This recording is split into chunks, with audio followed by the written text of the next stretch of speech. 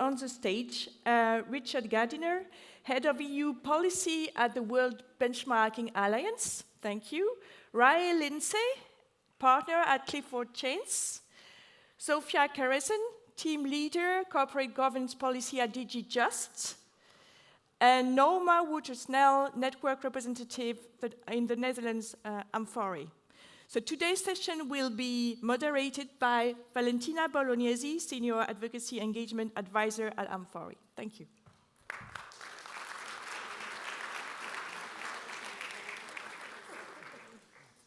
You don't. Yes. Thank you very much, Cathy. Please take a seat. So thank you so much for the kind introduction. And yeah, here it's Sophie. Please have a seat. So my name is Valentina Bolognesi. I'm Advocacy and Engagement Advisor at amfori, and it is really my pleasure to be moderating this first panel of day 2 of the annual event, of amfori annual event. I'm equally excited actually to be sitting next to this wonderful lineup of speakers who have really deep knowledge and understanding of sustainability, due diligence, and disclosure, which is the topic of the panel today. A topic that I think is very timely. If I think of yesterday's members-only day, we talked a lot about sustainability due diligence, sustainability disclosure. Those are really topics that are top of mind for businesses, many of amfori members for sure. And it is clear that one of the main reasons why those topics are so relevant is because of the regulatory developments. So definitely that's one of the key drivers. So we talk about due diligence and disclosure. Those two topics are somehow distinct. They have their own rights, they have their own merit, they are practices that serve a specific purpose. I think with the help of the speakers today, we're going to try and understand to what extent there are also touch points between the two, whether there are synergies and whether we can sort of look at them in a more complementary way. And to help us set the scene, I would like to get started with you, Ryan Lindsay, at Clifford Chance, partner at Clifford Chance, who is a renowned law firm in the UK. You yourself have very extensive experience in the space of sustainability, business and human rights. I think you also have very strong expertise and knowledge in human rights due diligence frameworks and soft law standards, UNGPs and OECD M&E guidelines. So I think that's one reason why I thought that you could help us set the scene a little bit to really help us understand how the policy and regulatory environment concerning due diligence and disclosure has evolved. What is it that you have observed by working and advising clients, maybe in the past 10 years? Is there any sort of outline that you could provide us with, trends that you would want to highlight as part of your introductory remarks? Over to you. Thank you very much. Quite a challenge to cover sort of what's the history of where we've come from and what does it tell us about where we might be going in a few short minutes. And obviously I come at this from the perspective of having advised clients as a lawyer, so very interested in the regulatory space, but have done that in the context of the UN Guiding Principles, the OECD guidelines, etc. in particular. Obviously, in the 1990s, early 2000s, there was a real focus on corporate accountability in the context, obviously, of globalization of trade, the power of multinationals, their influence worldwide, and in particular, some of the abuses that could arise in supply chains. And as part of examining how corporations might be held to account and what the appropriate conceptual and legal frameworks around that were, this gave rise to the UN Guiding Principles on Business and Human Rights, which, as you know, articulates a responsibility of businesses to respect human rights, including by undertaking human rights due diligence, which incorporates a communicating aspect to it.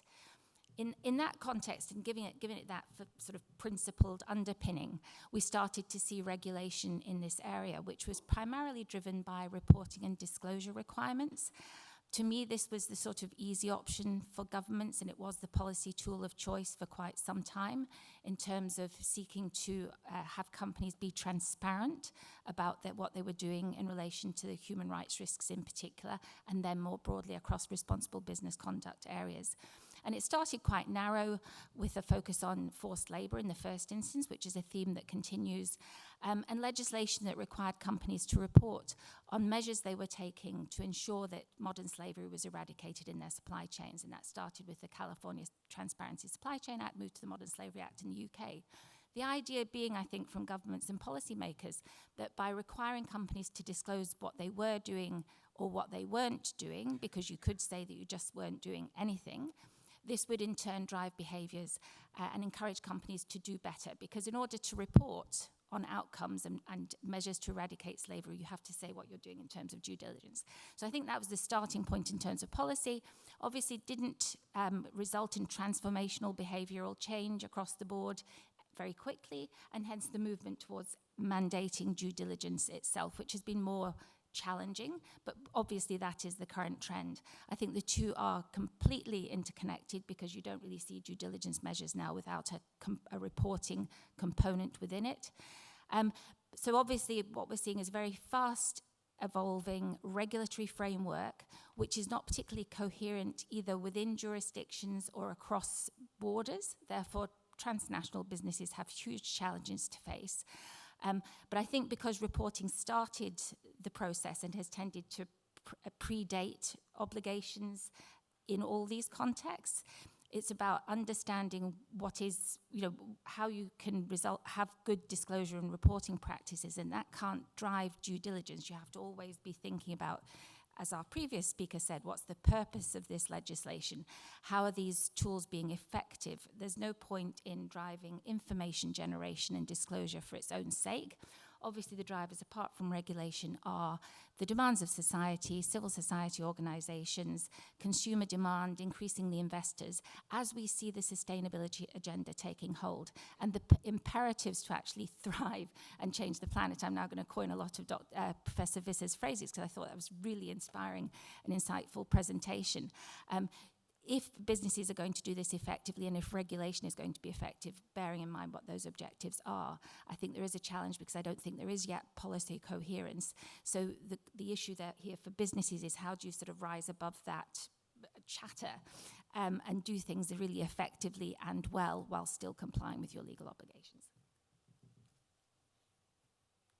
Thank you. Thank you very much, Rai, for giving us this overview of the evolution of the regulatory landscape, talking also about other important drivers such as, of course, investors' pressure and consumer expectations. And I think talking regulation, of course, this makes it as a very nice segue into you, Sophie Eriksson. You are team leader at the European Commission DG Just, and the Directorate General for Justice and Home Affairs that has actually been really in the lead of the drafting of the European Union legislation on corporate sustainability due diligence. So first and foremost, actually, congratulations are in order for having managed to get this through the finishing line before the end of this EU term. Maybe if you could help us go back to somewhere in 2020, I think, when you started thinking about the need to introduce legislation at European level, mandating companies to do due diligence. What was actually the thinking behind wanting to introduce this legislation, knowing that there was already a reporting directive in place, the non-financial reporting directive, that of course was being criticized by many as having shortcomings, that some were arguing that needed actually revision. But what was the logic? How did you envision the Corporate Sustainability Due Diligence Directive, what we know it today as the CSDD? I think you were calling it at the time the Sustainable Corporate Governance, right? So it has evolved over time, but a little bit help us understand the thinking and the vision that you had, how you saw the two working together. Yes, over thank to you. you very much. Thank you for the invitation. And I'm very happy to be here and to present. And indeed, so now finally the CSDD is adopted, it was not an easy ride, I would say. Now, if we go back really to the beginning of the history, that goes back to the financial crisis, really. It's as from the financial crisis that we started to really look into, and then, as you said, more from the corporate governance perspective, look into how to foster more long-termism. There was excessive risk-taking in banking. Then we looked into companies more broadly. Again, the same rather short-term behavior. It was mentioned also in the previous presentation, so that was indeed very insightful. Too much focus on the short term, too little on the long term, then I would say clearly this agenda, which then started after the financial crisis, linked intrinsically with the sustainability issues. And as the new commission, so the current commission, the current commission, which will soon be on the old commission's main agenda, was actually to deliver on the sustainability transition finally, because we have been waiting for this momentum for quite some time. We could then finally link this whole corporate governance agenda with the sustainability issues. Now, it was mentioned also by Ray, by the previous speaker, that indeed, so before that, the focus was more on disclosure, on deregulation. This is exactly how it happened also in the EU. But then we have seen, as you have said also, this did not drive real progress. So a minority of companies had the due diligence processes, but this was far from mainstream. It's still very far from mainstream. So that's why we needed the law. So this whole sustainability agenda, the Green Deal, not only green, also the environmental and social sustainability, and the agenda of the Commission was a main driver. Then I would also mention the competitiveness element. That was also mentioned in the previous presentation. European companies have always been more sustainable, I would say, and this has been our competitive edge. But there was this trend of focusing more and more on the short term, less and less on the long term, and this is not good. This is not good from a competitiveness point of view. There are 2,000 studies demonstrating that sustainable businesses outperform their peers. So this was, I would say, a second element. Third element was, in the European context, this defragmentation issue. So basically, we already had two laws, the French law, the German law. There were other laws being planned. They all looked very different. So companies were complaining, but this is not okay. We have a value chain across the EU, even global, obviously. There should not be 27 different regimes, that there should be one. And then the last thing I would mention is the legal certainty element also. This was also a strong driver, I would say. Many companies have been brought to courts for what was happening in their value chains, human rights violations, sorry. They didn't know what they will be held liable for, because there was the voluntary framework. Courts started to work on the basis of the voluntary frameworks. Companies needed legal certainty. So I would say these were the main elements that were main drivers for this law. Thanks a lot, Zsofi, and I think you outlined the drivers, and I think it's still important to mention that this piece of legislation will connect, or does connect, also with the reporting directive, right? But it was needed for the reasons that you outlined. But there is an important point of connection between the two. Now, I would like to move on to you, Richard, head of EU policy at the World Benchmarking Alliance. And I think maybe you sort of also had a new role during the last months of the adoption of the CSDDD. I think you also took us along with your updates and keeping us all up to date really with the latest. So thanks also for doing that, for really the transparency and taking us along in that regard.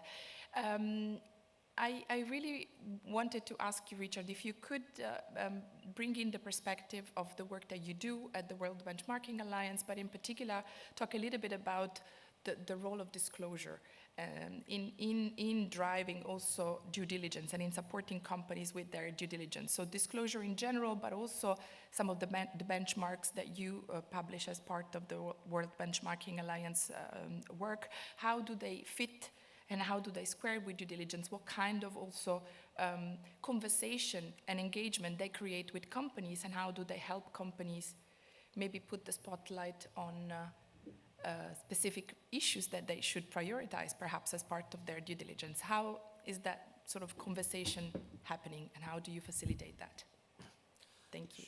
Sure, thank you very much, Valentina, and thank you very much to Amfori for inviting WBA to join here today. Indeed, I'm happy to give a quick overview of what we do, just to put our work in context, and then who uses it, which is relevant to this, and then where we are with disclosure and due diligence and how it fits in.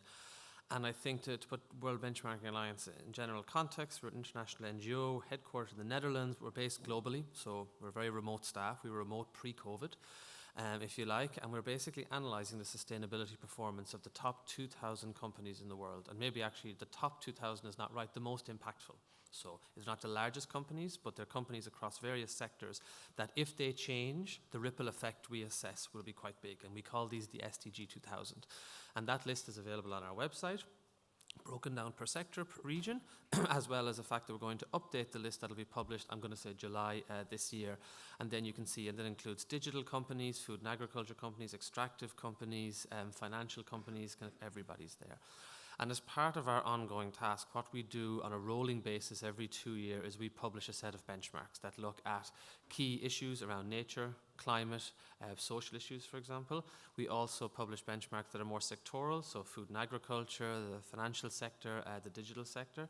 And the logic of what we do for the benchmarking is to provide, quite simply, a ranking system, 1 to whatever, about the top performing companies, but to try and formulate a set of trends, insights, general issues we see around a sector, around a risk, to understand 2 things. 1, where are the massive gaps, which probably leads to a lot of what we're doing in CSDD, but also where are the market leaders, where are the positive developments, where are they happening, regionally or sectorally, and what can we learn on and build on? Because none of this is new.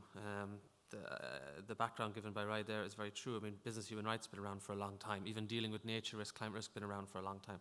So, and even the presentation before by the professor is showing there are positive things, but how do we actually bring them out? Which brings us to the why we published these benchmarks in the first place. We're a relatively new organization since 2018, founded predominantly from investor interest. We basically were looking for not so much ESG ratings or real-time data that they get, but more large aggregate sets of data around current trends like I described. I think they wanted 5,000 companies, we said 1,000, we settled on 2. So that was the kind of scientific logic of how we got to SDG 2000. But they wanted to use that and more so develop a methodology for that ongoing assessment. So all of our benchmarks have methodologies that rank and score all of the indicators that we use. But since that, and the world moves very fast, but the last 5 years, our information has become actually more useful to companies and governments. From the company side, they very much want to know where they sit beside their peers. They obviously compete with them on share price, credit rating, general turnover size, all of those things, but how are they comparing sustainability-wise? So as we break things down per sector, per region, even looking at key findings and per risks, they're able to do that, and that's kind of meant to give them a race to the top mentality. I think there's obviously limits to that, but we have seen areas where they where they do want to do this, and that's kind of where we bring them together. We do things called communities of practice, so around certain areas of the benchmark analyze and try and get companies collectively to say, okay, we can learn from each other, let's do this. And increasingly our data is being used by governments. Again, to find out where the gaps are, where should they focus their resources. Governments can't cover every level of sustainability issues that we see, and what are the key sectors that should be prioritized and what should they do, as well as how to track the progress afterwards. So to get to the law of disclosure and due diligence, the indicators we use are based on existing international standards. We are updating them to align with the ESRS. The ESRS thankfully aligns roughly with where the international standards are now around TNFD and GRI, etc. So the change is not that big. But governments want to know where are things going, both in terms of is disclosure actually happening, is putting it out there, and what are they putting out there, and what does that mean? And so we already do and can play a role in that. To give you a snapshot, of the 2,000 companies we cover, about 75% will have to be CSRD compliant. Of the due diligence regulation, haven't crunched the numbers perfectly. About 55-60% will have to be due diligence compliant. But even of the overspill that isn't compliant, the ripple effect will be huge because they directly trade and have contracts with the other side. So that's basically how our data helps governments to understand this. And then just linking it to the benefits of disclosure and due diligence, when we started doing this, we took the majority of publicly available data, but also allowed some private or non-public data in order and weighted it accordingly in order to just try and get a full picture. We very quickly stopped counting non-public data to basically say, okay, we see your point, but if it's not going to be out there in the public domain, we're just not going to rank it. And so companies very quickly came to see actually the benefit in disclosure. They hadn't really seen it. They were just doing their bare minimum legal obligations. And so now we get companies that are over-disclosing, which is good. Is the information that useful? That's the next thing, but at least they're trying to do more. We also see the reports now around CSRD where more companies than are in scope will actually start disclosing even ahead of time, because I think partly due to the likes of our benchmarks but other indicators, the benefits are there, because also those companies that disclose highly tend to perform better. Not always the case. You have a lot of oil and gas companies with high disclosure and very poor climate ratings, but still the general correlation is there. And in terms of due diligence performance, again, that correlation is there. If a company already has history, be it relatively short, of disclosing around what it's doing of its main sustainability risks, how it's engaging with stakeholders, then it's performing high sustainability-wise, because normally they're publishing evidence of their due diligence process. That can be challenged, that can be questioned, they can engage on that, and it gives them the ability to actually improve. Because to go to the last point about company engagement, when we go to publish a benchmark, we rank a company, we produce a scorecard. We send that scorecard to the company. They then come back to us, about 30% engagement rate, and we discuss it with them, normally with the ESG department of the company. They are, to varying degrees, integrated into the overall decision-making of the company. Some quite a lot, some not. The discussion usually has two parts. One, they question everything we've done and why aren't they ranked higher. But then slowly they go to, how can you advise us on what we can do to try and get the resources internally to either disclose more, change more, etc. Because we would like to do more, but we need to convince upper management, directors, boards, part of the strategy, etc. So normally we get into a collaborative agreement. So in terms of the engagement we have, it's at that level, normally to empower them internally to try and drive for essentially greater resources and management decision-making to either disclose more or to improve their due diligence policies.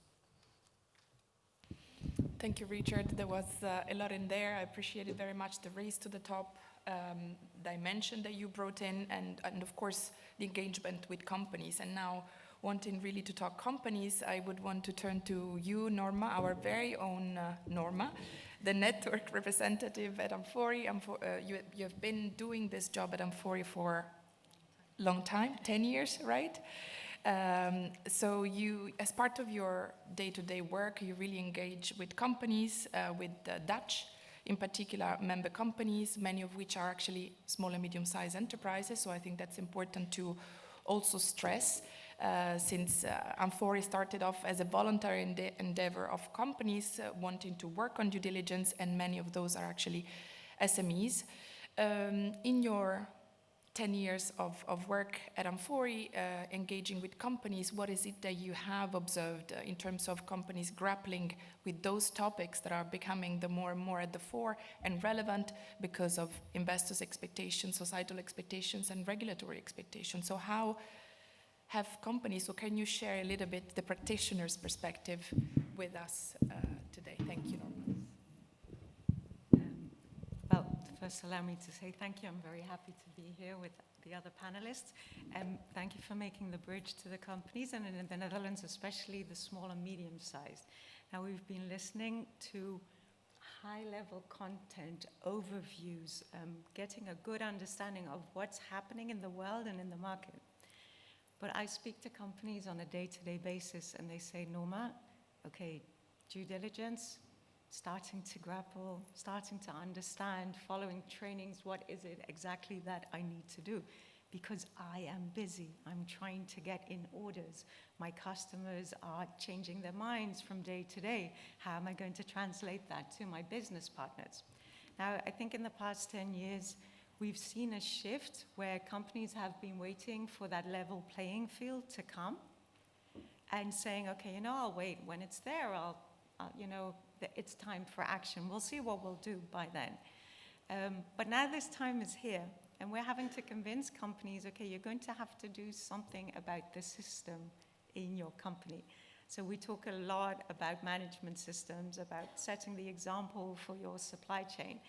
And again, it can get really too abstract for some. And I'm looking around the room, and when everyone was talking and recognizing everything that's being said and looking at all the believers and the stakeholders and the companies who get this, and then I think about the supply chains that they have and the companies they need to talk to on a day-to-day basis and those who supply to them. And I think, how am I going to caption this? How am I going to break this down into bite-sized pieces? How am I going to get them to eat that elephant in bite-sized pieces? Because that's kind of how it feels for them.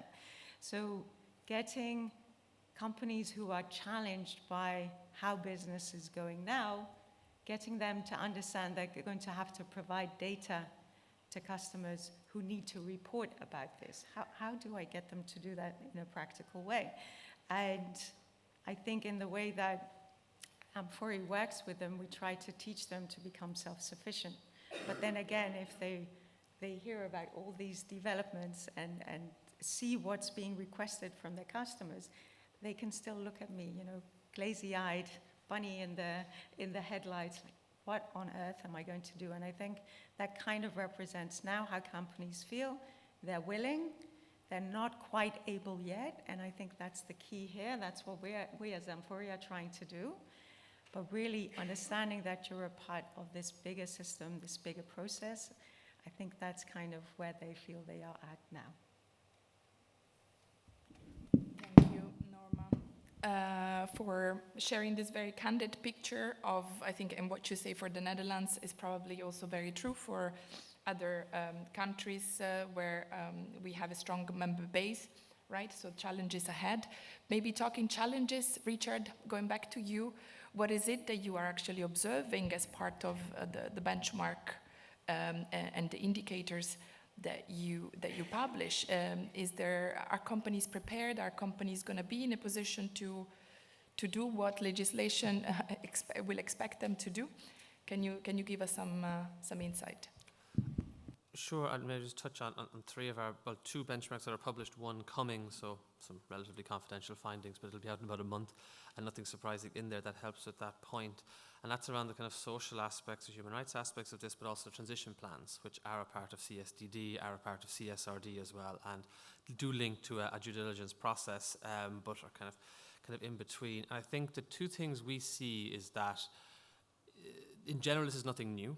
We look at the largest, most impactful companies in the world. Outside of some of the newish companies around in the digital space, most have some form of a policy somewhere in the organization because of the UNGPs and OECD. So the general concept is not new. What we are seeing, unfortunately, though, is that the market leaders are getting way ahead of the laggards. So they're the ones that have driven ahead, have kind of gotten very much ahead, and they're in the small minority, and the gap is getting quite big, and that's actually slowing down the advancements they're making, because whereas the further you go, the more disadvantages you might go in terms of cost of labor and cost of resourcing, etc. So in that sense, the CSDD was something we supported to try and bring everyone back up. But just concretely, I think if you look at our corporate human rights benchmark, majority of the apparel sector, so we looked at that sector, are doing some form of human rights due diligence, about 60%. So if you think about a sector that is aware of what's happening, very much so. They're also, but the downside is at the moment they're designing it without any stakeholder participation, and that was something that was highlighted earlier. So we're seeing that less than a third of the companies in that sector have actually any sort of meaningful stakeholder engagement policy, be it with workers, representatives, unions themselves, local civil society, etc. It's obviously a sector with high risk of social and work-related risks, so that's an issue. But then on the confliction side, actually the majority of companies in that sector have some form of grievance mechanisms, which is good. It's just that I think less than a third of them have designed them with stakeholders in mind. So they've created something that in theory is CSDD compliant, but in practice may not actually allow the stakeholders to access it. So that will have to be changed and jigged under CSDD, which I think means they're prepared but not fully.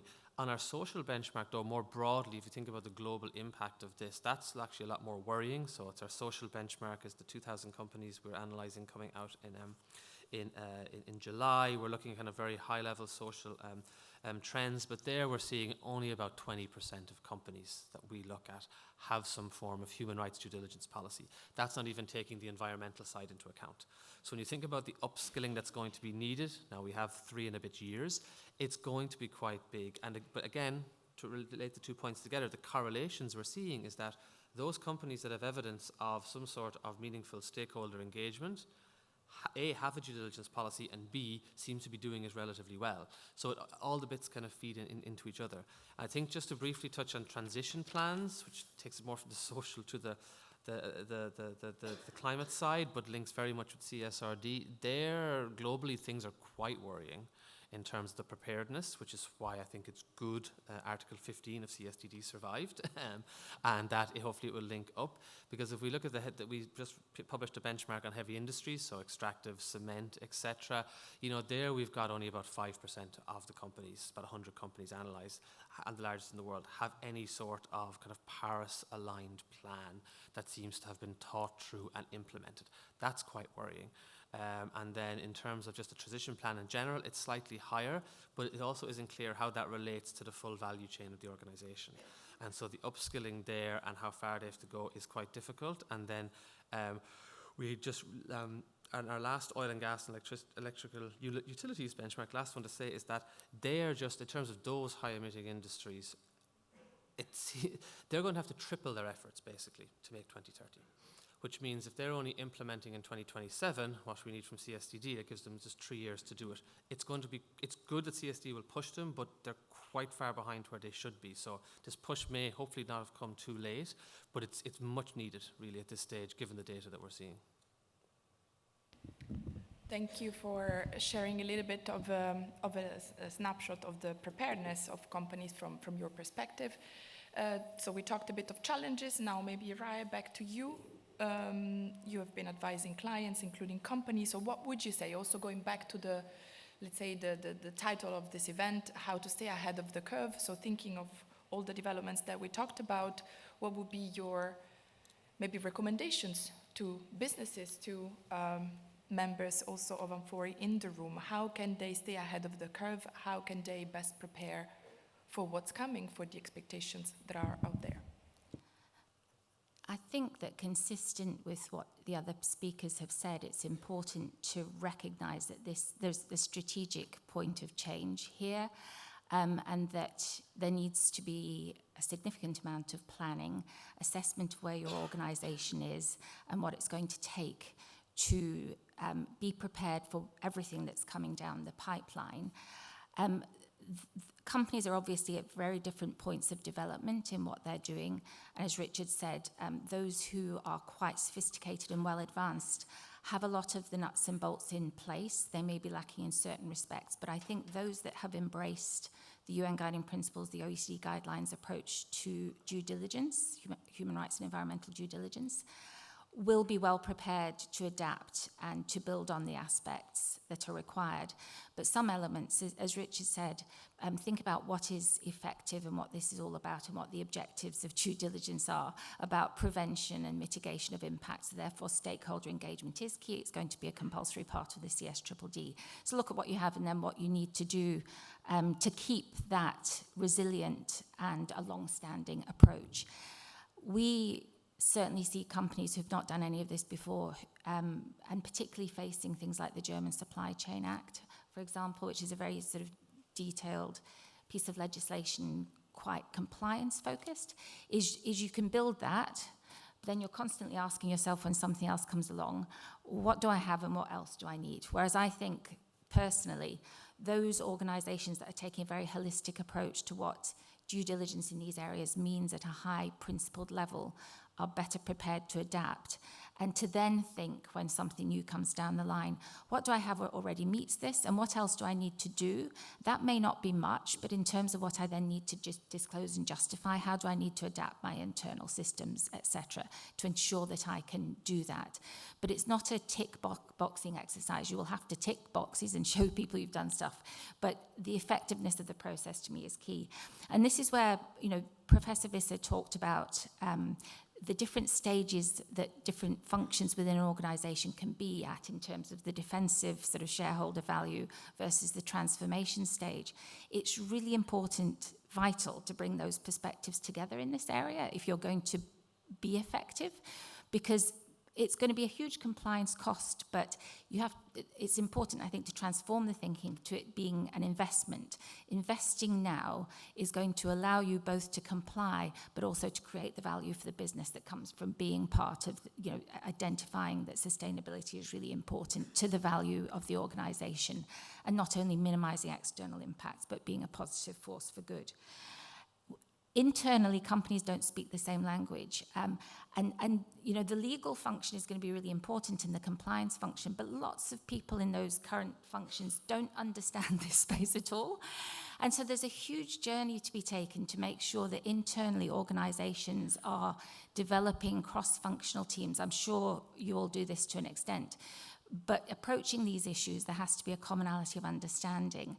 I did an interesting exercise a while back for a Scandinavian business association where we had the same case study and we had a group of lawyers looking at it and the sustainability professionals looking at it. And the recommendations as to what the company should do were completely different.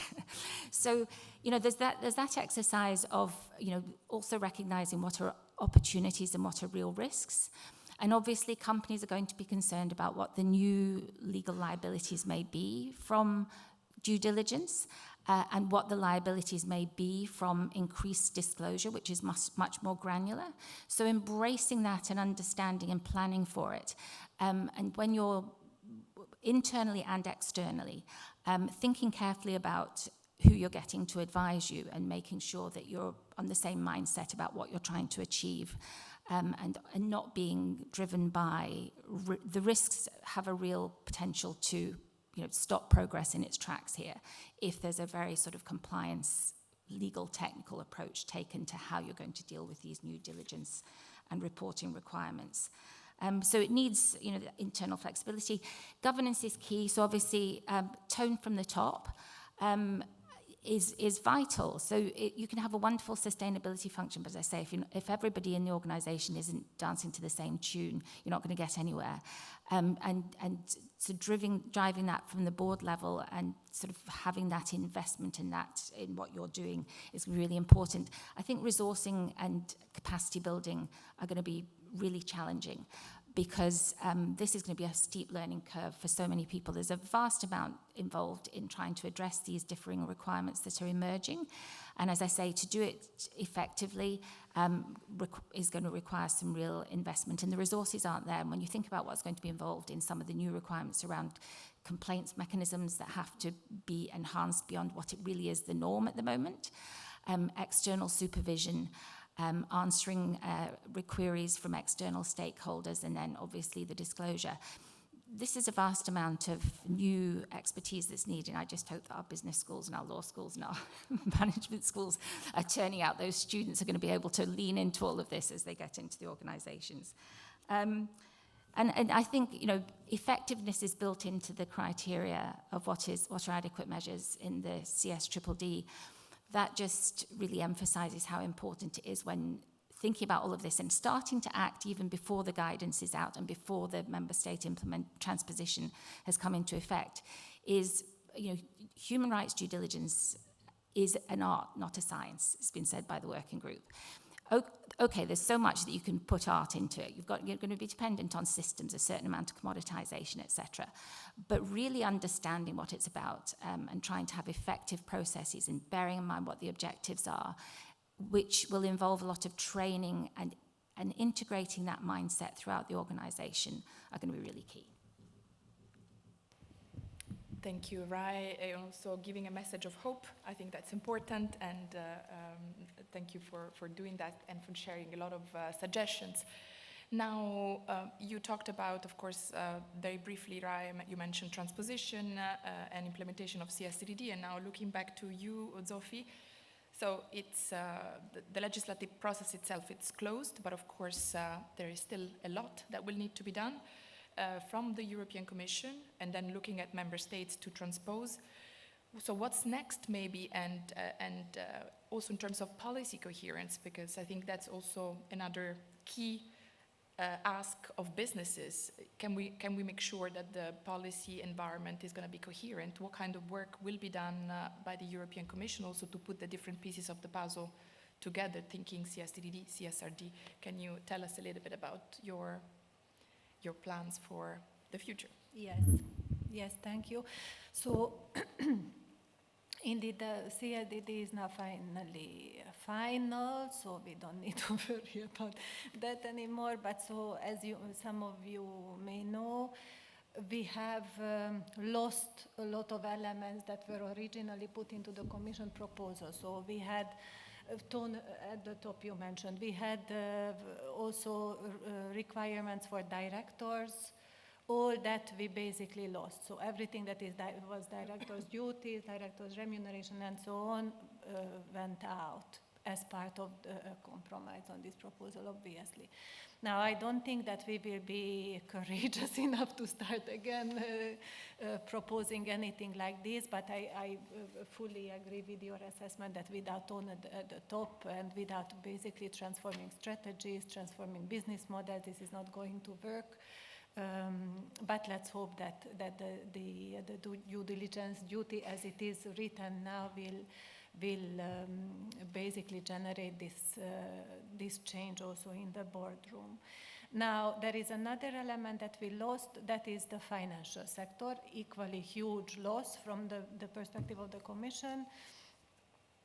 We wanted to cover the financial sector not only to ensure an all economy focus, but because it's absolutely essential to make sure that the incentives in the financial sector are the same as in the real economy, and I don't think it's a good idea to basically now exempt the financial sector and allow them to basically continue financing businesses that are not delivering on the transition and so on. It would be much better if they were also captured by the CSDD. So we actually have a review clause with a 2 years deadline. So I think this is something that we will start working on soon.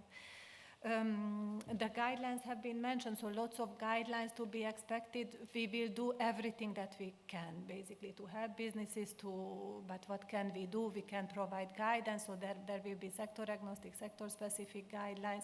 What we will do as a first step is basically have a public consultation on a needs assessment. So what do companies really need?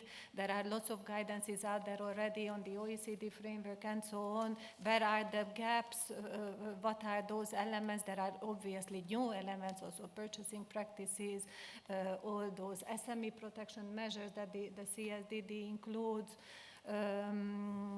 Where are those elements on which companies really need guidance? And then we will really focus on those. The idea is to have businesses here. Lots of other guidance work to be expected. So we will have to work on model contractual clauses. We will have to work on guidance on the fitness of industry schemes, on independent third-party verification, and so on. So all these processes will now start, and we will try to finish all this before the CSDD starts applying. And I think one very important aspect of our work will also be third countries. Obviously, we are started this process here in Europe, but we will never achieve sustainability alone. We will have to basically have dialogue with third countries to push them to do the same. There is also, an international treaty being negotiated. So this third country aspect will also be absolutely crucial, which will have the whole process within Europe, but also globally, and that will also help European companies comply with the CLTD. Thank you. Lots of work ahead. And you said therefore public consultation, and I hope that we can get engaged and involved as part of it. Now, before maybe opening to the audience to get some questions and a bit of interaction with the panelists, maybe back to you, Norma. So companies will need support, and can you maybe share where you see that amfori can actually support companies? What is it that we can do to really give a hand when it comes to due diligence and disclosure? What's our role, and where do you see that? Well, I'm very happy to hear all the types of support that are being created for businesses at every level and at every size of company that we here within amfori support as well, to guide them through that process of due diligence, working towards data collection, working towards sharing of information, and ensuring that everyone across the board can show what they're doing, why they're doing it, how they're doing it, and if there are any issues, how they will improve year upon year upon year. I think one of the key strengths of amfori is to create understanding across the supply chain. So one that sticks in my mind, what you were just explaining, the fact that we also have to look at those countries where our companies source. They don't have a direct obligation to meet the requirements, the legal requirements that our members do. So it's an art, to use the word that you were using, to actually convince these companies where we source to help us in meeting these legal requirements, because it's, manufacturing companies want to know what's in it for me. What's my benefit in assisting you in filling out all this data, sharing all this, being very transparent. So we have to create that win-win situation that we're trying to work towards in this panel discussion. Also, and this is something that I come across a lot, talking about capacity building, looking at how companies need to learn to strike up the dialogue. And I think that's also something that we keep bumping into. We talk about things, we talk about creating paperwork, contracts, two-way contracts, which is a great development. But if we're still too scared to have that conversation with either our customers or our supply chain partners, then how on earth are we going to convince them to work along with us and make them understand what it is exactly that we need, and that we're not there to make their lives more difficult, but to create opportunity across the board. So building a little bit the business case. Exactly. For everybody. Okay, thank you so much. Let's try to turn towards the audience to see whether there are questions for the panelists. Yes. Maybe let's see if we take one or maybe a couple.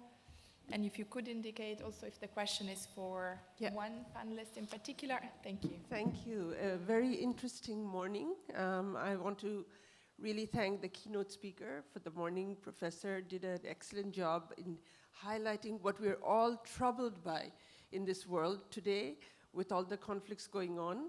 And also, it was spot on when he said that the youth are asking where we will go in the future with what the world we're leaving behind. So I just want to link that to what Norma said about, getting there with the supply chains, with the sourcing companies, and the due diligence reformations that are happening, and the regulations, and also a little bit to what Richard said about the EU regulations. So the 60% is already there, but we have the 40% to think about. And I think what is very interesting is that how do we connect the dots? How can amfori create a sustainable world where we connect the dots and give more understanding on the issues of the new regulations? So my question would be to Norma and to Richard that, it's a challenge. The understanding is not there as yet. So some of the bigger companies have the understanding because they come to these forums and they take back a lot of initiatives, understanding, and case studies. But what about the rest that don't come to these forums? How can we tackle that? And as amfori, how can we engage in that dialogue and discourse, not only at the regional or global level, but at the country level? And also, can we include trade associations there? We are already working with them at country level. But can we also look at the government bodies that are, the trade bodies that are there, the various missions in different countries, and can we engage in dialogue and discussions there to create that? And how do we do that? So my question to Norma would be that how can you escalate this and upscale the understanding? And to Richard, how can we bring in the 40%? Thank you. I was counting the number of questions, but well summarized. So I think in the end, from this perspective, amfori perspective, the way I always see it, when I think about amfori, I see amfori here, and I see this huge network of everyone that we're in touch with, and that's a great bonus. Now, the thing that triggers me most is the young generation, and I think we don't have to worry about them because they're the ones who are plugging in exactly what we're looking for, the innovation, rejuvenation, regeneration. I always like to give practical examples. So if I talk to company owners, and the companies we were referring to just now, the SMEs, family-owned companies, and they reach out to me and they say, who on earth are these students and these, what do you call them, I can't think of the word, when you go to a company to yes, apprentices, thank you, too many languages. Who is this apprentice telling me how I have to run my business and asking me all these difficult questions? And I said, are you making use of it? Are you listening? Because this is your future. This is what's going to ensure that your company is sustainable from a commercial point of view by doing good and attracting the right people.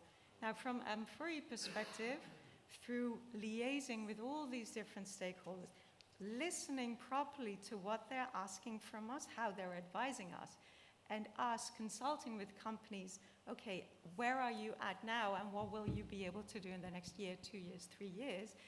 This is what we're trying to get across, that there is so much to learn and we need everyone in our network to learn the right things. So if we let us be guided by youth, and if we let our SME companies, for instance, be guided by what their future customers are asking from them, I think there's no better example to follow than that. Richard. Thank you. Thank you for the question. I mean, just on bringing up the 40%, if we were looking to the future without new laws, we would probably see 62, 64, 65, and it'll probably get to about 75 and plateau off. So the way we see the 40% now is that the way we haven't, the inability to get higher has been the lack of that legal baseline. It's been the voluntary baseline, so the actual legal incentive. So it's been a competitive advantage, has gotten us to 60-something or whatever. And now the other 40 we hope could be done by a legal, by the legal baseline. However, that's not to say that this just turns into a compliance or tick box exercise or something like this. But actually, instead of what you're going to have now is not just legal pressure, but other competitors and company pressure as well, because they're going to be trading with you. So they're going to be saying, I actually, whether you're in the law or not, I need to now meet a certain standard, which means you need to help me with this. Now, we don't want them to push the responsibility down the supply chain or even to other companies not legally in scope, but it does create that extra leverage point, which is very, very important. So the way we see this potentially working is actually going to be a greater and more accelerated learning process, because companies are going to have to produce virtually the same thing under CSDD, for example, disclosing under CSRD very similar things, so a greater transparency, greater production of due diligence tools. Hopefully that can bring up to 40%. Similarly, to go back to the market discussion from this morning, it's hopefully going to train more professionals, the business schools, etc., can train out more people. That should hopefully fill a gap that is there at the 40%. For us, it would be where we're at 20. If that 40% is only 10% filled in at 2030, we have a problem. because we'll have 3 years of CSDD, and so it'll be what was the next thing that we're missing. But just maybe to pick up on one other point you said, not to add other risks or things, people who are not in the room, actually a big concern we have is those not even in the room, even in the large 2,000 companies that aren't in the Europe or in US. Because essentially what we've seen is that those who are based in jurisdictions where they have political capital with those that are actually legally obliging them to do something, they can look for financial incentives, tax breaks, development money, etc. For those suppliers not in the EU, and we're doing an event next week in Bangkok, for example, on this, they don't have political capital, local politicians, people that will stand up to them here. What are they going to do when they're suddenly faced with a whole new set of rules or contracts that have to be drawn up under CSDD? That's going to be a bit of a problem. And so we would want the 40% to be filled rapidly, but collectively, and not just like almost putting a gun to their head and saying either you do this or I leave and I move elsewhere. So hopefully it's kind of a communal working helps the 40% to be built up. Thank you, Richard. Are there more questions? I think we still have some time. Yes, there are a couple over there. Thank you, Pierre. Thank you. I'm Sophie from Fairtrade International. I'm the Director of Global Advocacy. Thank you very much for this very useful panel. I have a question mostly for Sophia from the European Commission. So Richard before has mentioned that the companies that will have good stakeholders engagement, the rest of the systems are also done well. And actually, there is a provision in the CSDD on stakeholders engagement, which we really welcomed, of course, as Fairtrade. So I was wondering whether there will be guidance on that to support stakeholders engagement. And also speaking about guidance, there are also provisions on living income, living wage, and purchasing practices, which is for us really the key of the aspect that needs to be tackled. So I think there will also be guidance on that, and I was wondering a bit about how the Commission is going to work on those guidance. What is the timing? How are you going to consult, etc.? Yeah. Thank you very much. Thank you. Yes, so in the stakeholder engagement, this is one of the elements which is actually listed in that long list, in that relevant article, which is about stakeholder engagement, on which we have to provide the guidelines. Now, I have to say that the whole stakeholder engagement issue is becoming the top issue for businesses. Yesterday we had a meeting with French businesses. They are basically saying that for them it's very important that we give guidance on who is a stakeholder in general. They find that the definition of stakeholder is very broad, although it actually is much more limited than what it was before in the Commission proposal. Here again, an important aspect is to ensure coherence indeed with the transparency,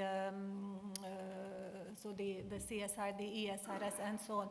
So we are discussing all these elements internally,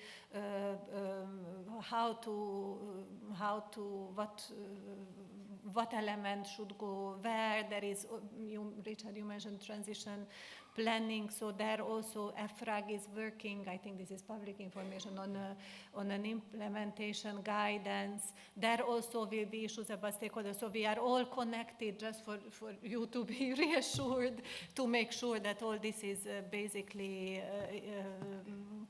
coherent. But so on stakeholder definition and stakeholder engagement, there will definitely be guidance. Now again, just to repeat myself, so there will be this needs assessment. So we will collect actually all these needs from all the stakeholders, and it's on that basis that we will really approach these guidelines for purchasing practices. Again, you mentioned in the provision itself that the Commission has to provide guidance on this because it's a new element, because it's such an important element, because it's so relevant for SMEs, and so on. Thank you also for reassuring us that you are talking to one another and that there is going to be therefore some much needed coordination among the different departments. I guess that there was another question there, and then I think we need to slowly bring it to a close. Yes. Thank you, Pierre.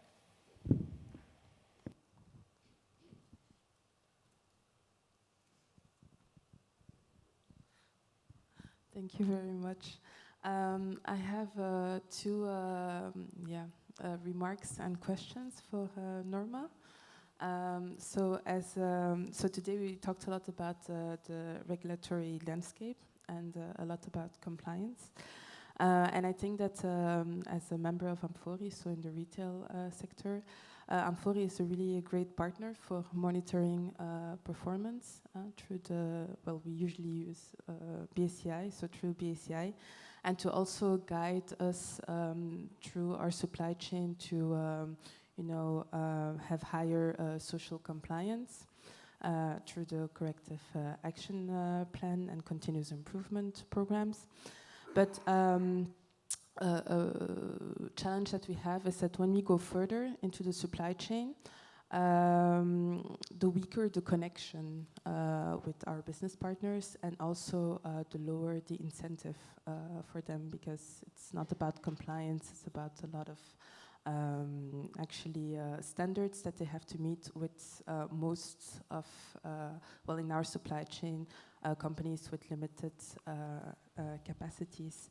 So my question is how, or if amfori could support us to incentivize and to also maybe think about rewarding, like a rewarding system next to the monitoring system of our business partners. So because at the end they are helping us in our compliance journey. So talk a bit more about rewarding also the business partners.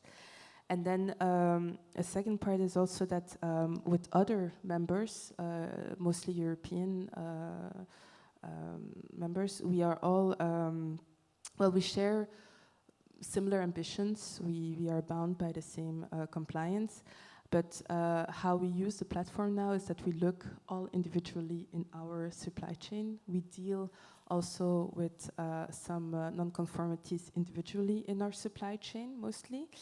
And I just want to see if there's an opportunity to increase also collaboration beyond audit, because it's true that amfori also helps to avoid over-auditing and audit fatigue, because you can share all the data. But how can we work together beyond audit, beyond monitoring, and not only in the worst case? Of course, we have the zero tolerance, but even when it's not the worst case, how can we also work on improving our supply chains together? It's always funny if you, when you have an event like this, and people meet up in different settings a couple of times, and then they carry this question across the day. So this is something that Ikopo already asked in another project group meeting that we sat in.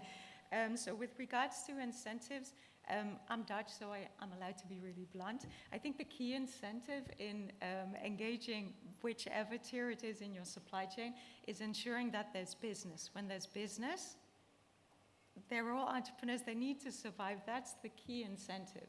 So I think that keeping that in mind, if you can ensure that and get that message across, which is the most difficult thing, as I already said, trying to convey the message across the tiers, cascading what is necessary, ensuring that everyone contributes to the objectives that you're trying to achieve.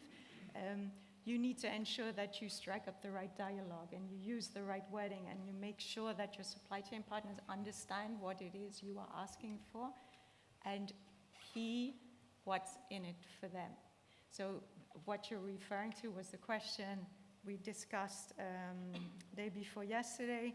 If we work with a grievance mechanism and we find out that our issues way along the supply chain, then how on earth are we going to get that business partner to work with us to improve this grievance and this issue? What's the incentive?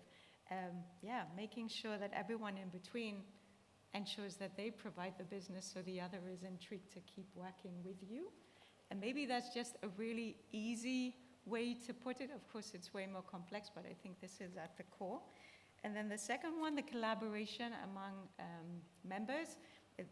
These settings are a first example, engaging with each other through local networks, because we have local representations where within the national context, companies get to exchange with one another at a non-competitive level, which is always really interesting, because we can share lots of information without actually infringing upon each other's business.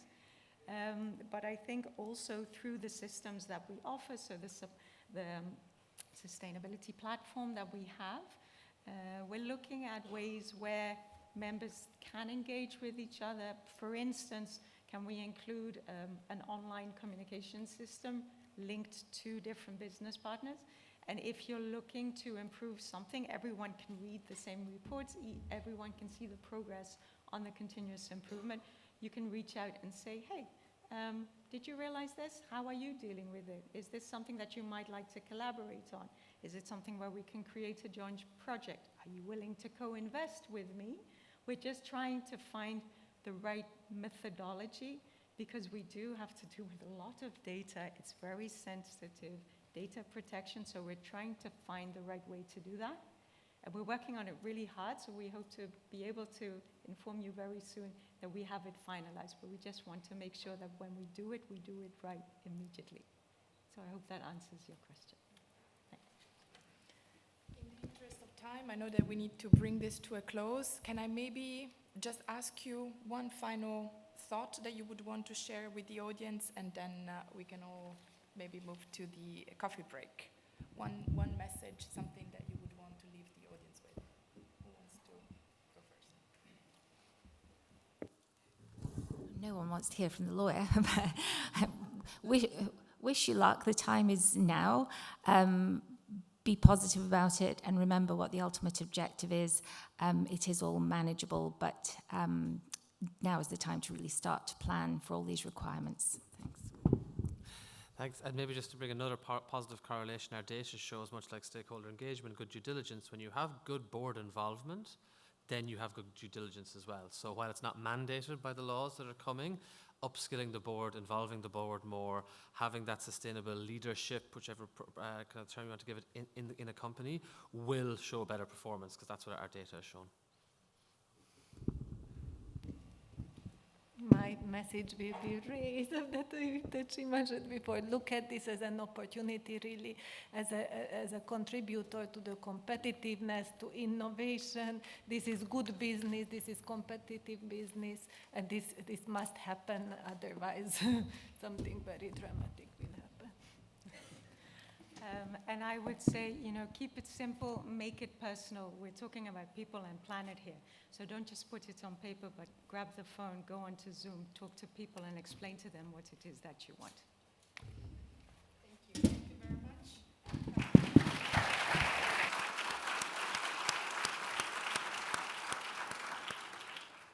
Thank you so much. It was a really great panel. I take away one sentence, which is like, due diligence is an art, not a science. I think that's a really good one.